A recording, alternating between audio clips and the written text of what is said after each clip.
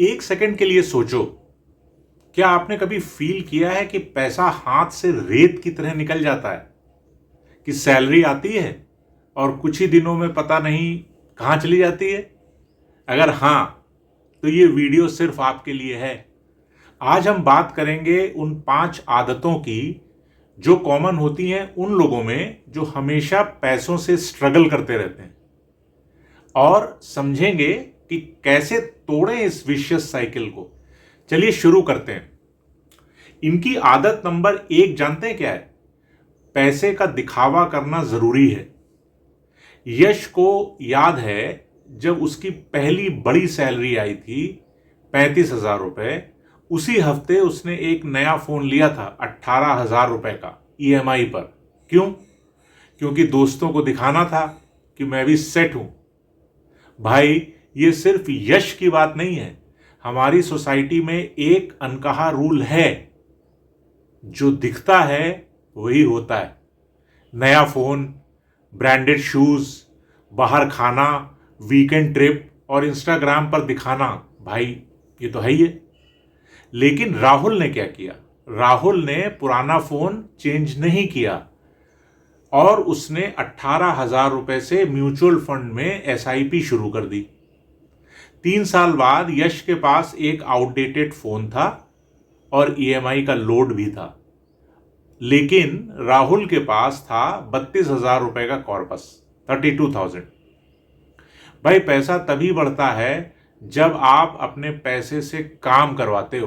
तो भाई, अब दिखावा करना है या दौलत बनाना है, ये तो आप चूज कर लो। इन लोगों की आदत नंबर 2 जानते हो क्या है? बजट बनाना जरूरी नहीं है। बजट का नाम सुनकर के इन्हें नींद आती है। बजट बनाऊं? यार, मैं कोई अकाउंटेंट हूं क्या? इतना पैसा ही नहीं है तो बजट क्या बनाऊं? ये दोनों सेंटेंसेस गारंटी हैं, जानते हो किस बात की? गरीब होने की।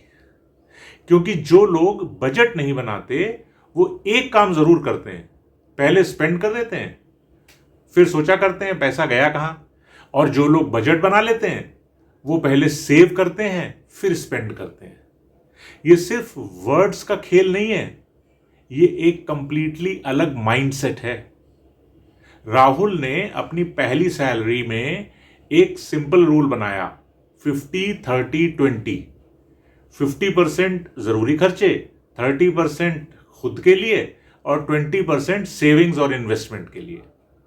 कोई फैंसी ऐप नहीं लिया, सिर्फ एक रूल, और वो आज भी उस रूल को फॉलो करता है। तो भाई, आप भी आज से शुरू कर सकते हो। एक कागज लेके अपनी सैलरी 3 हिस्सों में बांटो, शुरू तो करो। इन लोगों की आदत नंबर 3 जानते हो क्या है? ये ईएमआई को इनकम समझते हैं। बहुत इंपॉर्टेंट है, ध्यान से सुनना। 5,000 रुपए पर मंथ ईएमआई पर नया टीवी मिल रहा है तो मैं तो अफोर्ड कर सकता हूं।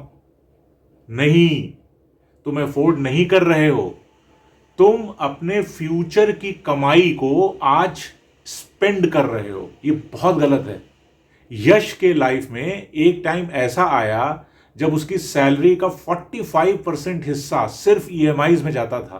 Car EMI, phone EMI, sofa EMI, TV EMI.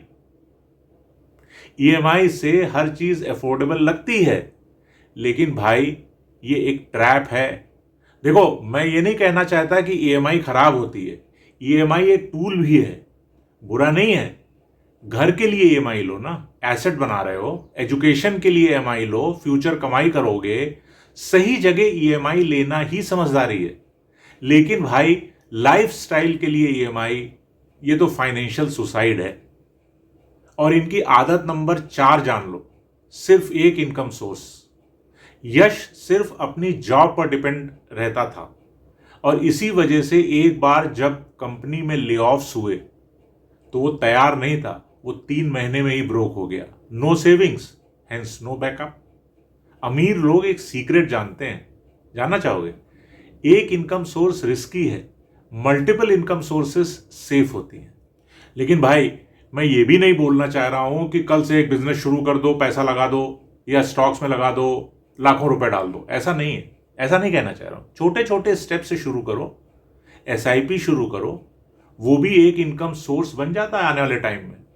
Dividend और ग्रोथ के जरिए कोई भी चीज सीख लो ऑनलाइन जो वैल्यू दे सके, राइटिंग, एडिटिंग, डिजाइनिंग, टीचिंग, आप खुद समझदार हो। एक इनकम सोर्स जो है वो रिस्क बढ़ा देती है और मल्टीपल इनकम सोर्स जो है वो फाइनेंशियल सिक्योरिटी बढ़ा देती है कि नहीं। इनकी आदत नंबर 5 भी जान लो, सीखते रहना जरूरी नहीं है। यश को स्कूल में कभी नहीं बताया गया कि पैसा कैसे काम करता है, कॉलेज में भी नहीं बताया गया और घर पे भी नहीं बताया गया। चलो उसे नहीं बताया गया और तो और उसने खुद भी सीखने की कोशिश नहीं करी। भाई ये एक विशियस साइकिल है। पैसा नहीं सेव किया तो इन्वेस्टमेंट नहीं की, इन्वेस्टमेंट नहीं की तो पैसा नहीं बढ़ा। उधर राहुल ने क्या किया, उसने इन्वेस्टमेंट और फाइनेंस के बारे में पढ़ना शुरू किया, फाइनेंस के ऑथेंटिक यूट्यूब चैनल्स फॉलो करने शुरू किए, फाइनेंस के ऑथेंटिक पॉडकास्ट सुनने शुरू किए। सिर्फ 1 घंटे हफ्ते में आप बढ़ा भी सकते हो। 2 साल बाद जानते हो क्या हुआ, अब राहुल को कंपाउंड इंटरेस्ट समझ में आता है, राहुल को म्यूचुअल फंड समझ में आते हैं, राहुल को टैक्स सेविंग समझ में आती है। भाई नॉलेज भी कंपाउंडिंग करती है, बिल्कुल पैसों की तरह, ये समझ लो, क्योंकि नॉलेज सबसे बड़ा इन्वेस्टमेंट होता है। आप यहां तक इस वीडियो को देख रहे हो, वेरी गुड। ये पहला स्टेप है, ये सफिशिएंट है आज के लिए। तो इन 5 आदतों में से आपको कौन सी आदत फैमिलियर लगती है? आज से एक काम करो, सिर्फ एक काम, अपने पिछले महीने के बैंक स्टेटमेंट्स निकालो, देखो पैसा गया कहां। इन 5 आदतों में से एटलीस्ट एक आदत चुनो जो आप इस महीने तोड़ना चाहोगे। एक आदत, 1 महीना, 1 बदलाव। यहीं से राहुल ने शुरुआत की थी। अगर ये वीडियो आपको काम का लगा तो एक काम मेरे लिए भी कर दो, अपने किसी एक ऐसे दोस्त को टैग कर दो जो ये सोचता है कि पैसा बचाना मेरा काम नहीं है। सब्सक्राइब जरूर कर लेना। इस सीरीज का अगला वीडियो होगा अमीर लोग पैसा कैसे सोचते हैं। मिलते हैं अगले वीडियो में। यहां तक वीडियो देखने का आपका बहुत बहुत धन्यवाद।